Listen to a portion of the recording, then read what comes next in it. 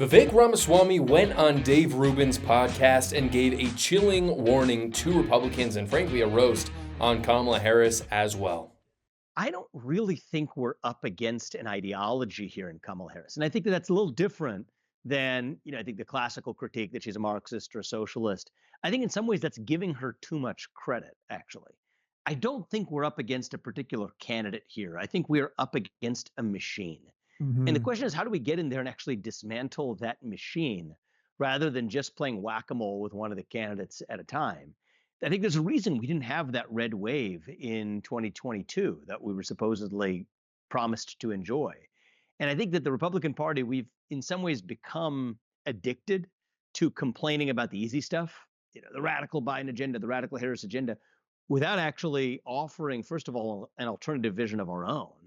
And second of all, waking up to the fact that it's not those individual candidates we're up against anyway. We're really up against that entire apparatus.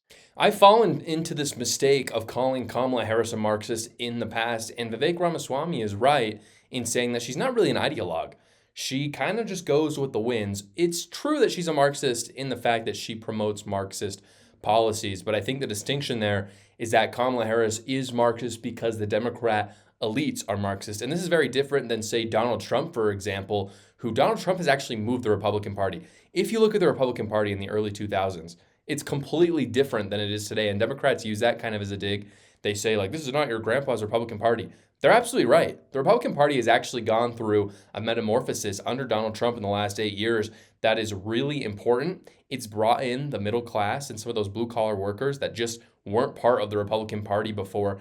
It's brought in anti-war people in a way. Like hippies are more part of the Republican Party today than they are part of the Democrat Party. And so that's just one example of how Trump has actually shaped policy and change in the Republican Party. But juxtapose that to Kamala Harris, on the other hand, who is not the thought leader and doesn't move the Democrat Party. Like Biden, she just simply follows it. So she's a Marxist, yes, but only because the Democrat elite are Marxist. If the Democrat elite were moderate liberals, Kamala Harris would be a moderate liberal. And if you look, a lot of the policy that she's proposing now is actually a little bit more moderate. And the reason why is because that's what the Democrat elites are saying to do. A lot of those Democrat elites are her donors, for example. So the George Soros kind of people. Are they Marxist deep down? Yes, but they just simply tell her where to go and she goes. If she were a true Marxist, the money would not affect her. Bernie Sanders, for instance, is a good example of this. For all the flack I give Bernie Sanders and for all the crazy, stupid socialist ideas that he has, at least he's consistent as a socialist. You can't really say Kamala Harris is a Marxist because she just goes where the money is. So that's a critique of Kamala Harris on one hand. Now, what I love about Vivek Ramaswamy, speaking specifically to him, is that he critiques Republicans because he wants them to win. I've never understood this from a lot of political pundits, from other political commentators, frankly, just even Republicans, even if they're, sitting, like, even if they have power, even if they're in Congress or governors, why would you not critique your own party in a constructive way? We have to attack the machine that is establishment politics at times, and that doesn't just happen on the Democrat side, it happens on the Republican side, and that's what Vivek Ramaswamy has spent so much of his career attacking. So I do appreciate that he's criticizing Republicans because he wants them to be better. This is something I've always tried to do.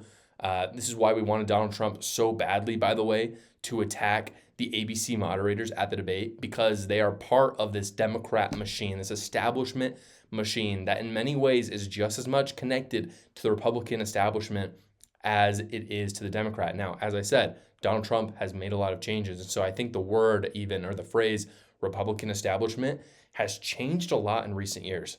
You look at Republican establishment and you think, does it even exist anymore? It certainly does in one sense, but on the other sense, like Donald Trump rules the the Republican Party. And so what you're saying is I think the establishment Republican are kind of on the outs in many ways. So are they really establishment? I don't know. But at the end of the day, we can kind of all agree on getting out that side of politics, whether it's from the Democrat side or the Republican side. Democrats really don't think this way, by the way. They think that Donald Trump is like the greatest threat to democracy. They don't really look at it as a machine like I do or like Vivek Ramaswamy does. And the reason why I say that is because This is why they try to take him out. They've tried to take him out twice now. There's this kind of boogeyman syndrome that comes from people on the left towards Donald Trump, where they think if Donald Trump will just magically go away, you all know what that means. YouTube won't let me say it, but if he just magically goes away for a bit, then the republic would be saved. Or, of course, they would say democracy.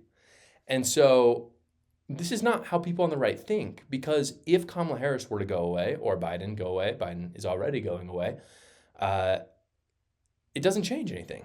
Someone else will rise up and replace their Marxist, again, because they're not really the Marxists. There's people in the background and they're going to prop up another Marxist politician. It'll happen time and time again, and we understand this. That's why there's been no attempts on the life of Kamala Harris or Joe Biden in the same sort of way.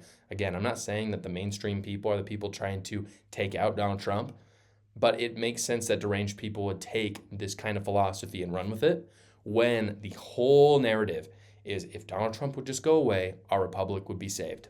You haven't seen that kind of violence from people on the right because we know intuitively on the right, and should remind independents, by the way, in order to win this, that this isn't about Kamala Harris, this isn't about Joe Biden, this is about the Democrat machine. Thank you so much for watching, everybody. Please go down below, comment, like, and subscribe, and watch another video.